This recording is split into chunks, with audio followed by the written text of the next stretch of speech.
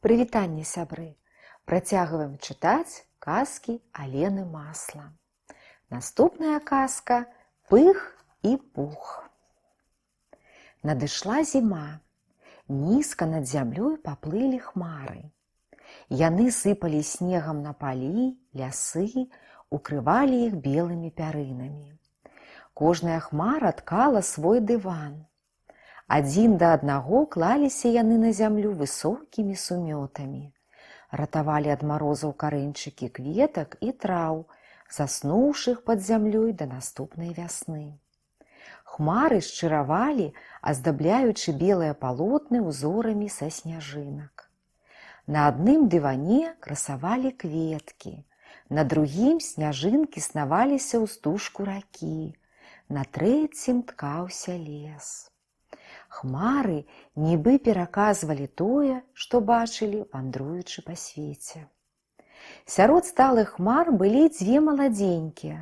Адну з іх звалі Пух за мяккія курчавыя валасы і лагодны характар, другую Пых за тое, што яна не прамінала магчымасці пасварыцца і пабурчэць. Яны ткалі зімовы дыван упершыню, і калі пачыналі ставіць кросны, Пух прапанавала: «А давай працаваць разам». Але Пых не згадзілася. Ёй карцела самой саткаць такі дыван, пра который гаварыла б усё наваколле. «Не, даражэнькая, ты прыдумвай свой узор, а я свой».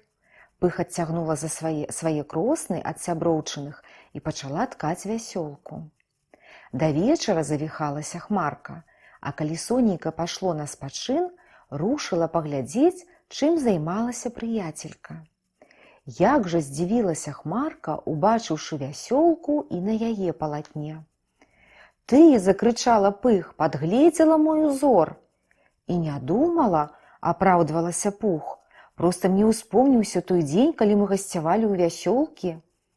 «Ну, добра, калі так!» – буркнула Пых. Але, прыйшоўшы дадому, кросны адцягнула яшчэ далей.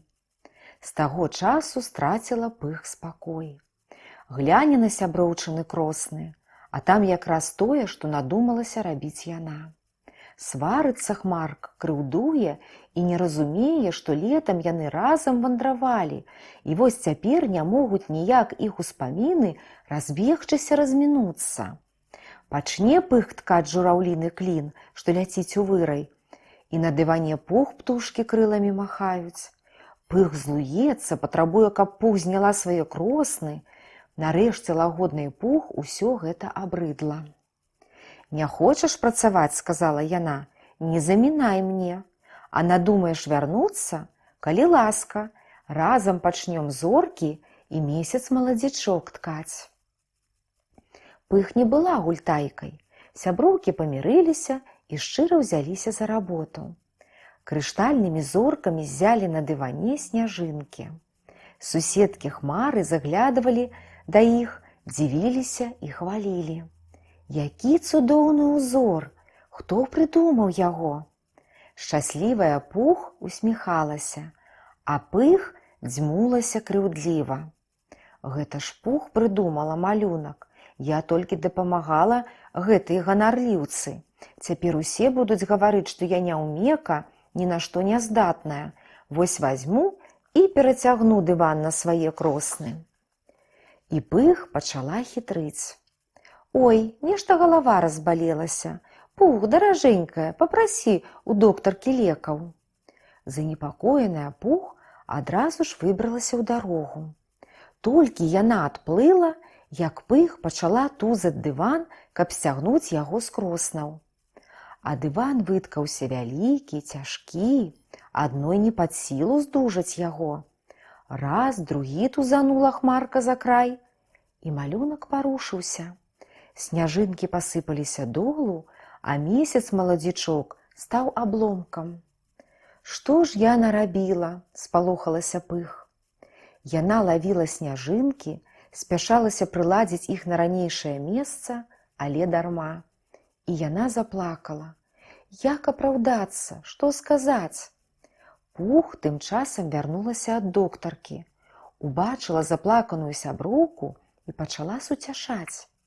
Я прынесла лекі, зараз вылечым цябе. Пых заплакала яшчэ мацней. Даруй мне, Пух, я благая, зайздросная хмарка. Хацела перацягнуць дыван на свае кросны і ўсё сапсавала.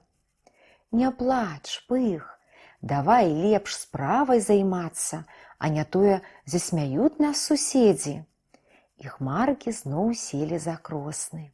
Спяшаліся, працавалі ўсю ноч, а раніцай на белым палатне зноў заззялі зоркі і месяц-маладзічок. Сяброўкі асцярожна знялі дыван з кроснаў і заслалі ім лясную палянку. Да самай вясны ляжаў дыван сярод елак і соснаў, а калі прыгрэла сонейка, ператварыўся ў ручаінку. Пабегла ручаінка па лесе, расказваючы пра лескам, маладзенькай траўцы, дрэвам, пра сябровак ткачых, Пух і Пых. Вось такая казка.